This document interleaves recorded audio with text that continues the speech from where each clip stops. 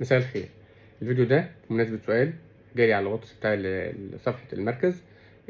بتشتكي هي وطفلها إن دايما بيكون فيه بقع بتظهر على جسمها، أحيانا بتكون صفرة وأحيانا بتكون بنفسجية. عموما لو لاحظت بقع خضراء أو بنفسجية في جسمك أو جسم طفلك من غير أي خبطة، ده ممكن يكون السبب في نقص فيتامين كي أو فيتامين كاب زي ما احنا بنقول بالعربي. فيتامين كي أو فيتامين كي هو اللي بيساعد جسمنا إنه يوقف النزيف وما يخليش الشعيرات الدموية تنزل تحت الجلد. نقصه ممكن يظهر في كذا حاجة. أول حاجة ممكن يكون فيه كدمات أو بقع ملونة على الجسم. تاني حاجة ممكن يكون فيه نزيف من اللثة أو من الأنف. تالت حاجة ممكن يكون فيه بطء في التئام الجروح. طب يا دكتور إحنا هنعمل إيه؟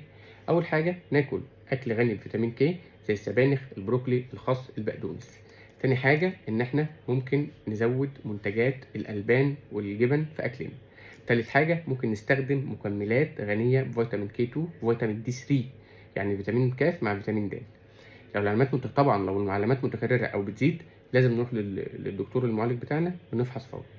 تابعونا نزيد من النصايح عشان صحتكم وصحة ولادكم. أشوفكم على خير.